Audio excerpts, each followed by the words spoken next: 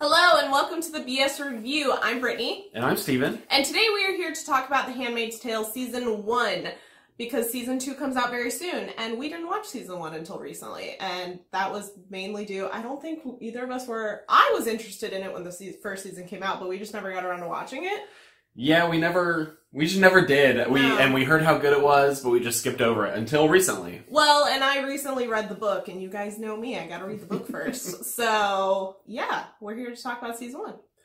If you guys don't know what the show is about, essentially, the United States gets taken over by a hyper-religious group, and we follow a group of handmaids. They are a group of women who are the last fertile women, as far as we know, on the planet, and their job is to provide babies for this society, and you kind of get a good feel for the society and their stories in it. And that is all we can tell you without spoiling it. So we do recommend this show before we get into it, but as always, our TV show reviews are filled with spoilers, so you want to go watch it before you come back, because I think there's a lot of spoilable material, and this is a good show to experience for the first time, not knowing anything. Well, I experienced it knowing a lot, and I still really enjoyed it, but go watch it first. This is based off of a book by Margaret Atwood. It is a classic. I know schools sometimes do required reading for it, but I just never got around to it, and I would say the show picks up pretty much where the book does. So we start with Offred, who is our main character. We don't know her real name at the time of the show starting. Handmaids take the names of their male masters. So her male master's name is Fred. Therefore, she's of Fred. So right off the bat, it's already gross. Oh, this whole show is just especially as a woman, it's just ugh. And it's totally not that far from feasible, which makes it more disturbing. And especially as a not woman, it's really gross. So Offred has been assigned to a homestead, a house, which, as I mentioned, is Fred's house. She is there to provide a child, hopefully, because the wife is presumed infertile. Now, what's interesting about this dynamic that we learn throughout the show is that we don't know if it's the women that aren't fertile. It could be the men. But they don't talk about that. The men are fine. The men are perfect. It's always the woman's fault.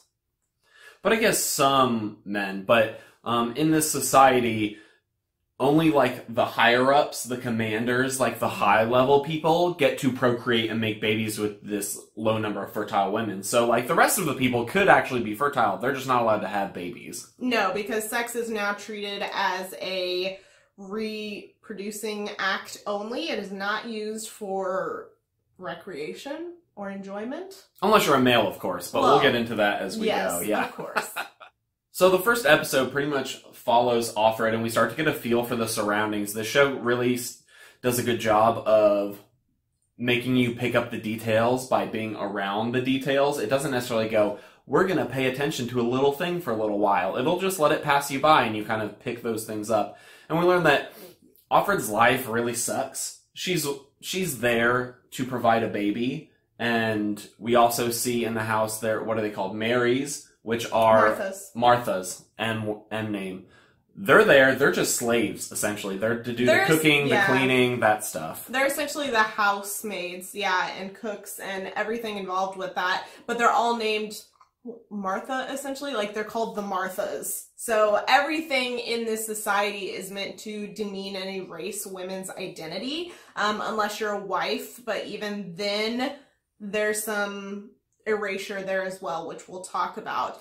So this first episode actually ends with the ceremony, which is where you find out how they procreate. So essentially, instead of artificial insemination, something like that, they've made it this religious ceremony. So essentially, once a month while you are ovulating, you go into the bedroom of the husband and wife, and the wife literally sits behind you as you lay on your back on the bed and hold your hands so she can be involved. Put your head on her crotch. It's gross. And then the men have to, with their hands like this and, not looking, have to proceed with the ceremony.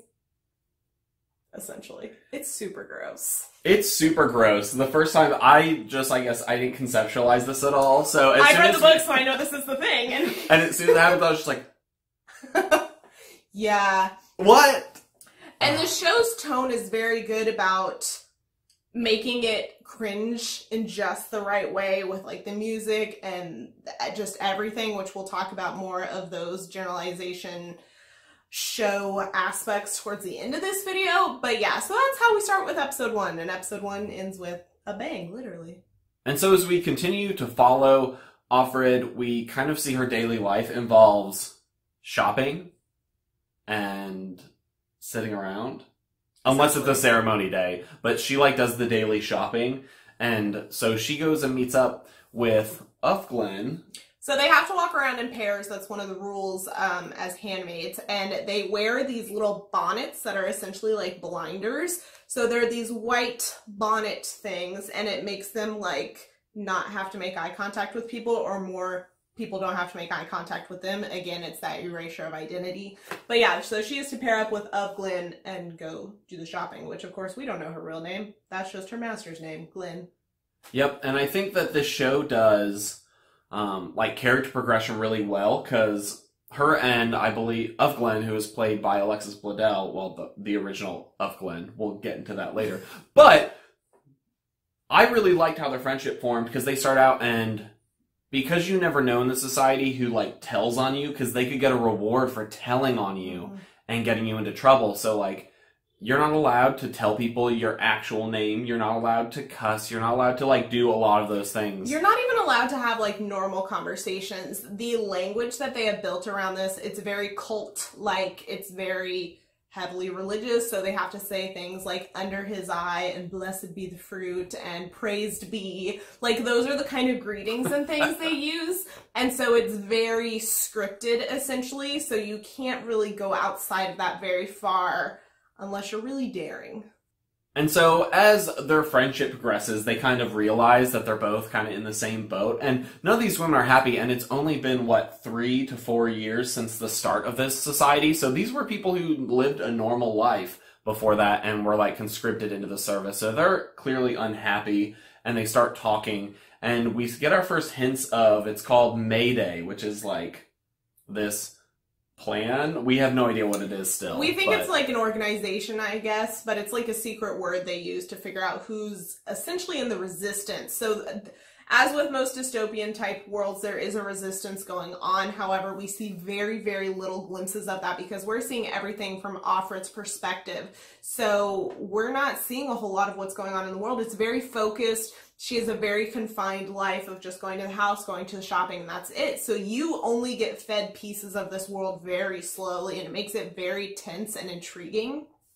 But I think that's one of the coolest parts of the show, is you pick up and learn about this world about the same rate as, like, Offred reveals it in the things she does. A lot of times you're experiencing things for the first time with her, and I think that's cool.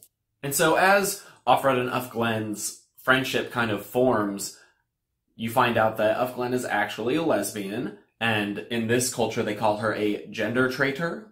And they actually find out, so all we know is that we actually find out at the end of an episode she goes out to meet her for their shopping trip, and it's a different Ufglen, and Alexis Bledel's gone.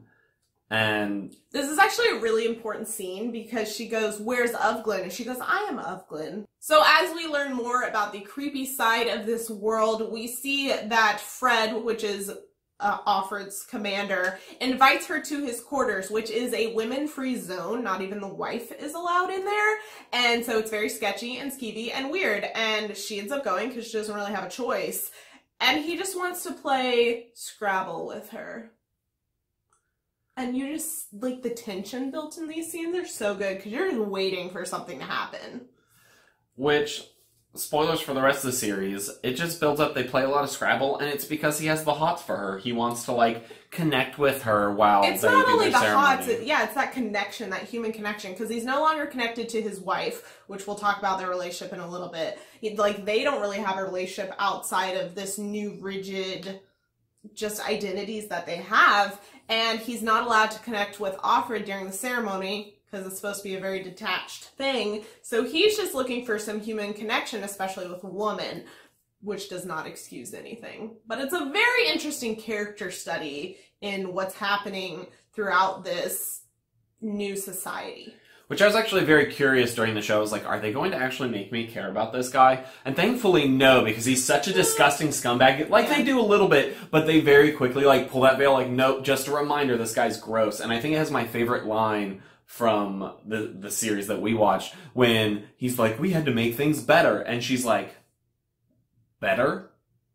Like, better? And he was just like, better never means better for everyone. This show is pretty expansive in how much it tells you, and it does a lot of this through flashbacks. So you flashback before this happened, and we get to kind of see the progression of this culture. And so the coup, and when that happened, and like the day that the women got kicked out of all their jobs because this new government made it so women couldn't work. And then they cut off their bank accounts and credit cards and gave them all to their next of male kin, essentially. And then they wouldn't let them leave. It was very gross, but cool how we kind of saw the progression from like when they're just a normal person all the way up to the point where they're handmaid training and all of that. And so there's lots of flashbacks every episode, like very like Lost style fashion, where you kind of go back and forth. And I think something that's very important perspective that is revealed during these flashbacks is our main character was married before, and her husband Luke. I think this is such a good way of displaying like how men may react in a situation like this, because his reaction is like, oh, this sucks, but there's no way this could be real. Like, it's not gonna last, it's gonna be fine. And he's like cracking jokes about like owning all the money now. Like, it's well-intentioned, but it's very dismissive of what's happening to the women, and it doesn't portray him, the show doesn't portray him as a bad person because of this, but it is a very interesting way of displaying the disconnect of how men just don't understand, or some men may react that way. Yeah, I thought it was very interesting how they portrayed him essentially like blowing it off until it was at the point when he started getting concerned. It was like way far past the point when you should have been like leaving, and because of that, it messed them up. As Steven said, Luke and Offred, we don't know her real name yet, do decide to leave. They have a young daughter. They decide to try to get out of the country. I think they're trying to flee to Canada, and it ends up not working, and Luke gets shot in the process. So he is presumed dead, and that's all Offred knows, and her daughter was taken away. So that's where she's at with her family situation, which comes back around. And so as we follow Offred's storyline, we do learn her name is actually June, which I will start saying June because Offred's like hard to say. Like, Offred, so we're going to go with June from now on. And obviously as a handmaid, her only purpose in this society is to get pregnant. And there's an interesting culture about how like when they do get pregnant, they're like rewarded and they get like better stuff, better meals for a while, and the people are happy. But if you like struggle to get pregnant, like they get mad at you, they mistreat you, and they... Well, you also have to consider this is a very microscopic view of the society, because we're seeing June's experience, and we see later that there are examples that not all the wives are that way. They're not all abusive if you're not getting pregnant. At least that's what's implied. But it does seem to be a much more common thing. But if you take too long to get pregnant, then you go bye-bye. Yep. They go, well, if you can't get pregnant, then you're no use to us. Yep. So she's trying to get pregnant, and they start to suggest throughout the show in a couple different scenes that, you know, all these guys, all these commanders might be sterile. And so a semi-common thing in the society is maybe you have sex with someone, get pregnant with someone else, and then tell them it's their kid. Mm-hmm. And that way you get the nice stuff and get to keep, you know, get shipped to the colonies, which they ship you to, I guess, where they nuked. And so you have to essentially work in radiation until your skin melts off and you die. So the first person to offer to impregnate her is her doctor, which I thought that this scene was going to be extremely skeevy because he came across a little skeevy, but he was really just trying to help, and he didn't push it once she said no, which I appreciated. And then we move on to Nick. And Nick is their driver.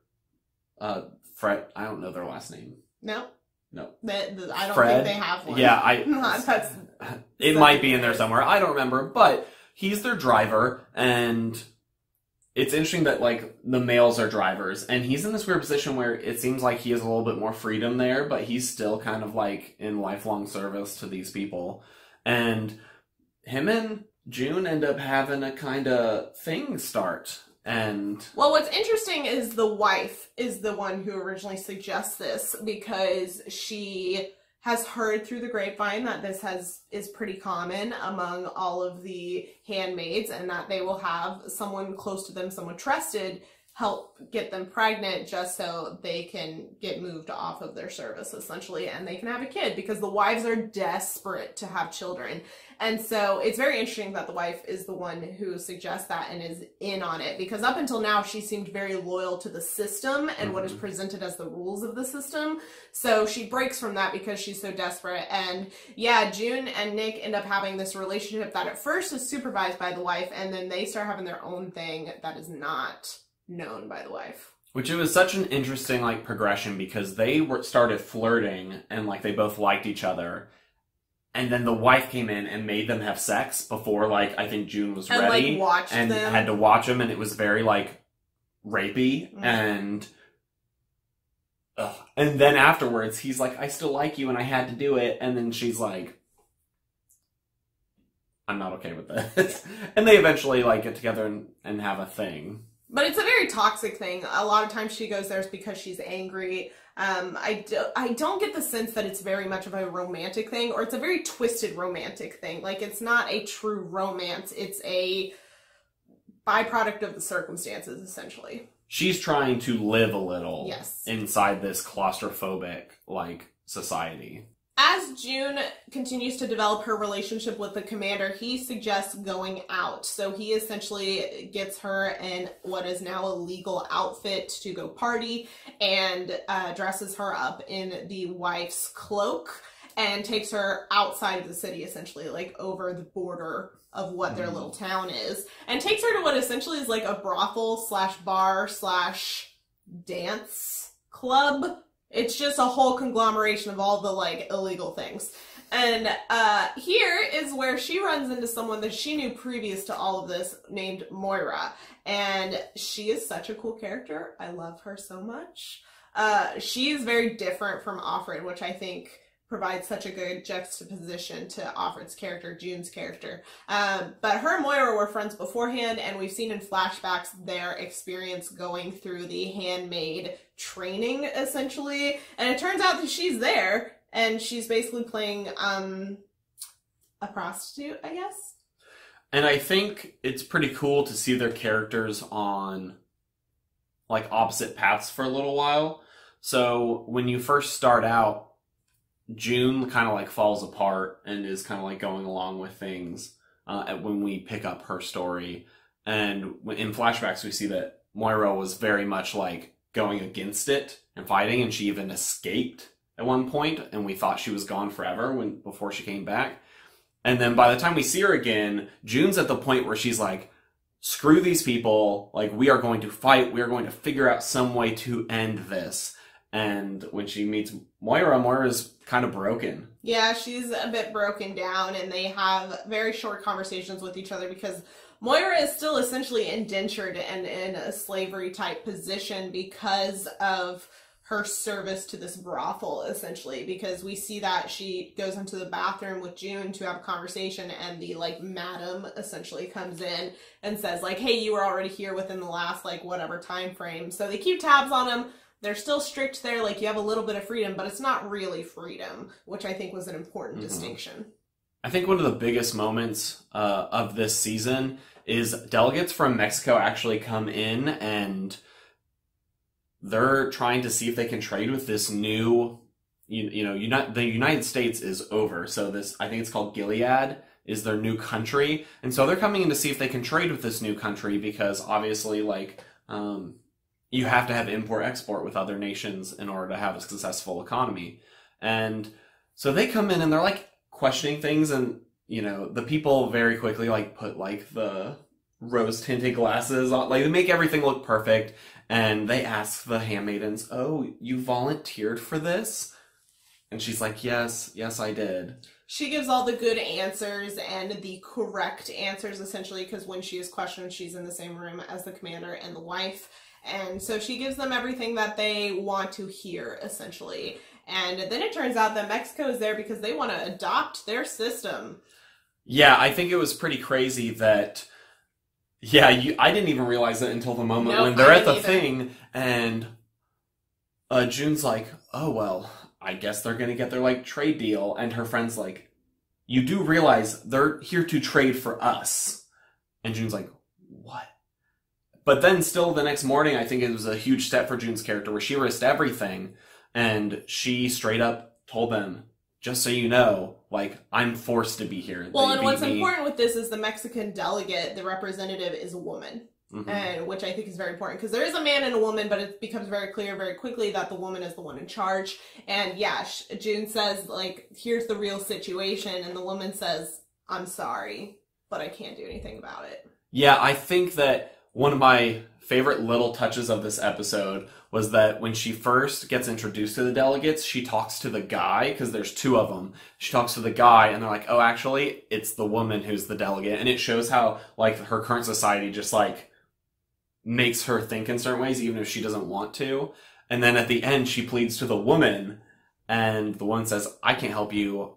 We need these babies. Because they haven't had a birth, and I think it's 6 years, they said, something like that. Essentially the time since all this happened, and they've had success in Gilead. So it turns out that the man is the one that can help. Yeah, and then she leaves, and he goes, I can actually help you. And that's when we find out that Luke's alive in this show, actually. And then she gets a little bit of hope back as well.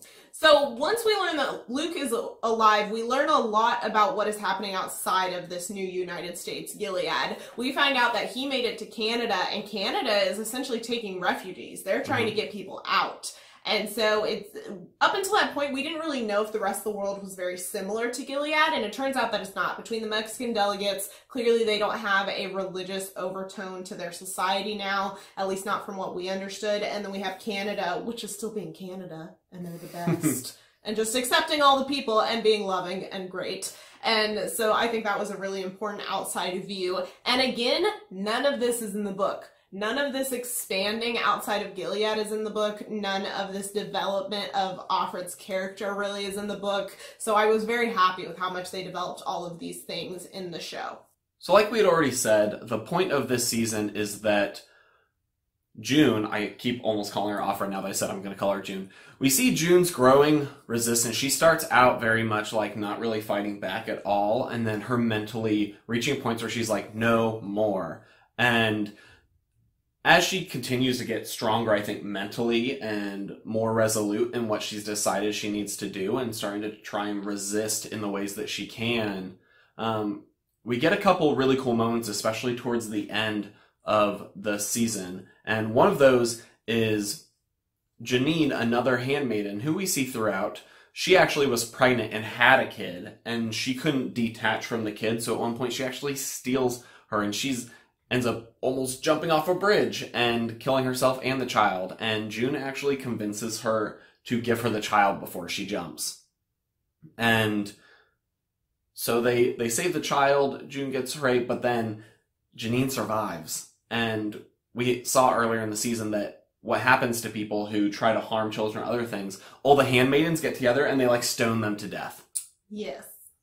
And so they're like, stone Jeanine to death. And they're all friends at this point, and you really get to see how their friendship has grown. Well, before what we saw was a stoning of a man, and they claimed that he tried to rape one of the handmaids, which I have a feeling it was just one of those situations where they were trying to get someone pregnant and they got caught.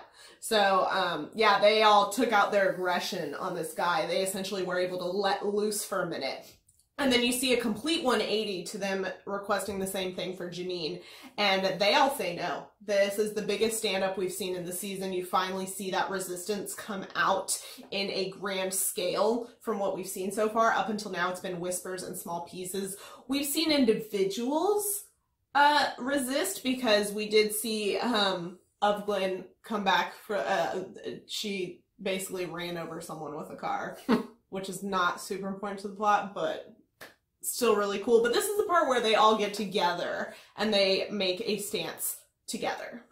Led by June, and at this point, June's like off the rails. She's like having sex with Nick, doing this, and she also got a package for like the resistance that she ended up opening, and was a huge stack of just like letters from all these people, and especially women and their situations and what they've gone through.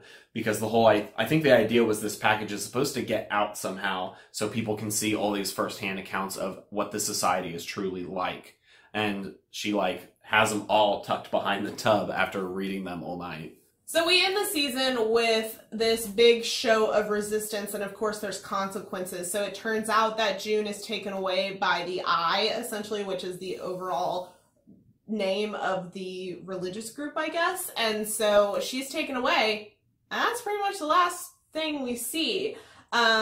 We had also seen Uvglin, the original Uvglin, Alexis Bledel, taken away. We learn later that she was sexually mutilated, essentially genitally mutilated. They basically made it to where she can't enjoy sex anymore so that she won't seek it out with women, which was a major deviation from the book and shocked me. I'm very interested to see what her character does in season 2. We'll talk about that in a minute. But so we see some major resistance come forth, and it is just a big pow at the end of the season. I think it's a really good display of where we've come throughout this entire season. And as a side note, they slip in that Moira actually was inspired by June and escaped, made it to Canada. Oh, I forgot about that. Yeah, and reunited with Luke. So she's free now, and I think they're coming back. And we also found out where June's daughter is. Yes. And that the wife of the commander is threatening June's child unless June gets her act together. So there's a lot of things happening, and she gets scooped up, and we don't know why yet, like what they found out. Because there's a lot of implications depending on what they found out she's doing, because there's like 50 reasons she could have gotten scooped. So that's the gist of the plot. There's so much to happen this season, but I think the best thing about this show is the tone. Like we said before, they create such a like claustrophobic feeling with all the characters, and they do such a good job. And I don't know if it's like the camera work or just like the pacing, but the way they create this tone, you really feel for these characters, and you like hurt for them in those moments. It's a tough show to like watch, and I think we took a couple breaks in there. I can't imagine watching all 10 episodes at once though, even though it's really good, because the tone is just so heavy all the time, whether it's for one of the handmaidens or even some of the men, just like everyone in this culture, everyone's like suffering, and it's such a good tone of suffering throughout. With that being said, there are some lighter tones thrown in there, which was very different from the book, and I actually really enjoyed the different side of things that tone provided. So essentially throughout the entire show, we have Offred's or June's internal monologue, and her monologue is so spicy and so sassy, and I love it. And so, like, things are happening, and she's just like, fuck you too, in her brain and stuff like that, and it added a moment of lightness that kept you from being so like, wow, this is the most depressing thing I've ever watched kind of thing. And it also leads into the way they use the music in this show, which is fascinating.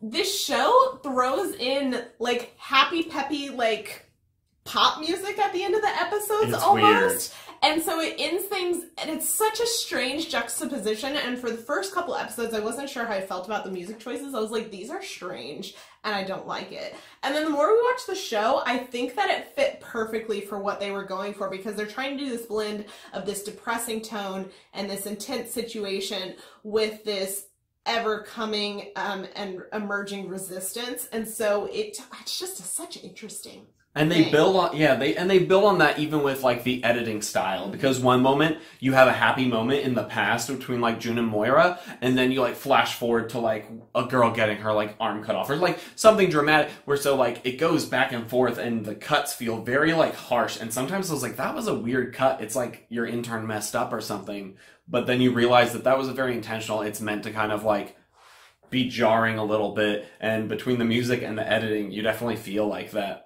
It feels like such a big flop, but by the end of the series, it doesn't feel like a flop at all, because you know, like, it's simultaneously a big step how their society got there, and it's not at the same time. One of the things I most enjoy about this show is they're showing this very oppressive patriarchy, But at the same time, it's not only men participating in this oppressive society, it's the women as well. And the wife is such a prime example. I know we didn't talk about her a whole lot, but she's one of the people who launched this religious society. She was the brains behind it, essentially. Her husband was more of a mouthpiece, and then he turned into like the leader because men.